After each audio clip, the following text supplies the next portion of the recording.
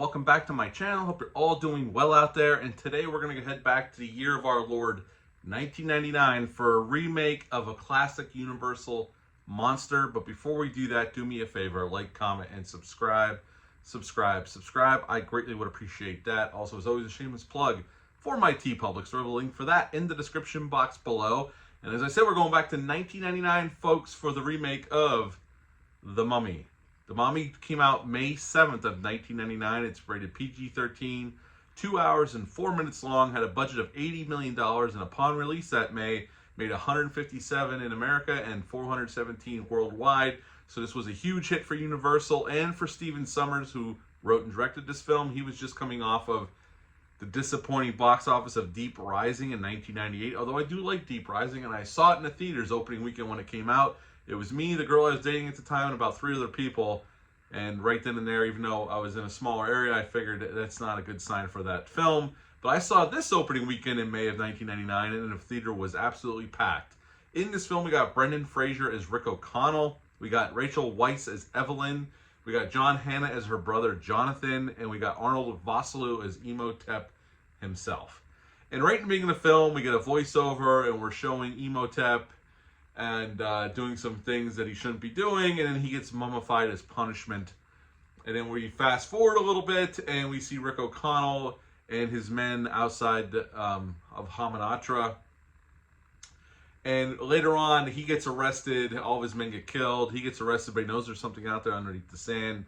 Rachel Weisz's character and her brother get him out, and they're trying to find the Book of the Dead, along with the American crew, and pretty much they release, unbeknownst to them, the Mummy, and the Mummy is wreaking havoc, bringing upon the plagues, and at the end of the film, they figure out a way to send him back to the underworld, and that's the end of the Mummy. So what to like about this film? Well, the cast.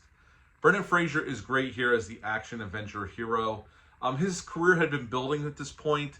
I believe he was coming off of George of the Jungle around this time before he got this film. But he'd been in Airheads and some other stuff. But I think he's really great here. Rachel Weisz is awesome here as Evelyn. John Hannah, which I guess they're all coming back for the brand new Mummy movie that Radio Silence is directing. Arnold Vosloo, who was just in Hard Target several years before this. I think the cast is great across the board. I think Stephen Sommers, they decided instead of going horror or gothic horror, we're going to go action adventure with a little bit of horror elements peppered in. And obviously this is a family-friendly movie. It's PG-13. Although we're going to talk about it later in the trivia. There was a bunch of horror notables looking to make a Mummy movie, a much more R-rated adult horror version of The Mummy, but this is the one we got. I think it's well handled. I think it's well paced. Even at 2 hours and 4 minutes, the movie keeps moving. At this time, they built a lot of sets. They did go shoot on location, not in Egypt, unfortunately. At the time, they could not because of political uncertainty. But they did shoot, in some Middle East countries. They built sets, but they did utilize CGI, which was becoming increasingly used at that time, especially in the late 90s. And even in 4K, yes, some of the CGI looks a little cartoony. But I'm sitting there thinking about it when me and my wife were watching this the other night, and I'm like, you know what? I've seen some worse CGI now in some bigger budgeted films, especially ones that go to streaming, than in this film.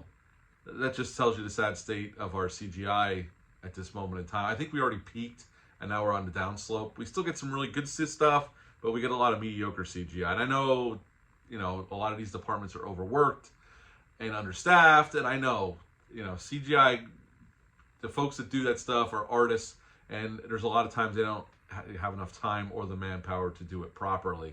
But I think the CGI in there, even in 4K, it still looks pretty decent. It certainly looks a hell of a lot better than the CGI in The Mummy Returns, and especially the CGI around the Scorpion King, which we will review. I'm going to talk about The Mummy Returns, because I do like that movie, but there's some, that end scene with the Rock and the Scorpion King is pretty awful, even back then when it was made. But overall, I think the effects hold up pretty well, and there's some practical stuff. It was funny, I was doing some research on this one, and I didn't know this until just today when I was doing research on this. But some of the desiccated bodies after the mummy sucks everything out of them, those are some of the same props that were used in Tobe Hooper's Life Force back in the 80s. They repurposed them, brought them back, repurposed them, and used them in this film. as the desiccated bodies after the Mummy has his way with them. I thought that was pretty funny. After opening weekend on this, is there any downsides to this film? It's just, before we get into some more trivia, it's a summer popcorn movie. It's an adventure movie with some horror elements. I think this is a pretty damn good one. It's a lot of fun. It still retains a lot of fun. I mean, basically, they took Raiders of the Lost Ark and put it in a Mummy movie. And pretty much Brendan Fraser's character is the Harrison Ford character, is Indy. And that's pretty much what this is. I mean, they're treasure hunters at the end of the day, and they happen to release Imhotep, which brings about the plagues. So it's pretty much an action adventure, again, with some horror elements, but more leaning into the fun adventure side, definitely, if you've never seen this movie. But it's a hell of a lot of fun. And I think Stephen Sommers does a nice job with this one. He keeps the pace, like I said, he keeps the pace moving. The movie looks nice. It's well handled. The action set pieces are well handled.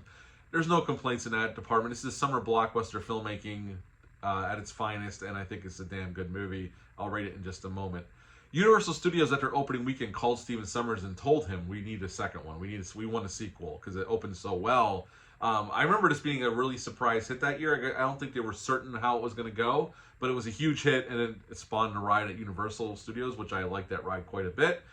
Also, like I said before, a lot of horror notables were circling a remake of The Mummy around this before this version got greenlit. Clive Barker was attached at one point or looking to do it. Joe Dante, George Romero. Now, obviously, these were going to be a lot more, especially George Romero and Clive Barker, a lot more R-rated. Wes Craven almost did it. Sam Raimi was being looked at. Obviously, around this time, Sam Raimi would instead go off to do the first Spider-Man movie, but he was considered to do a version of The Mummy.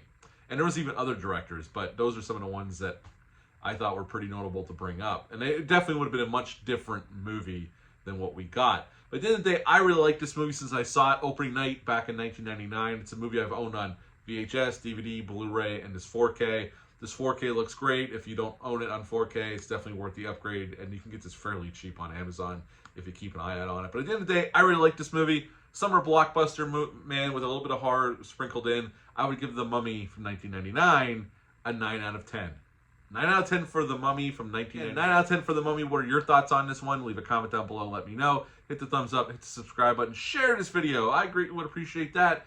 That's it for this one, but until next time, bye.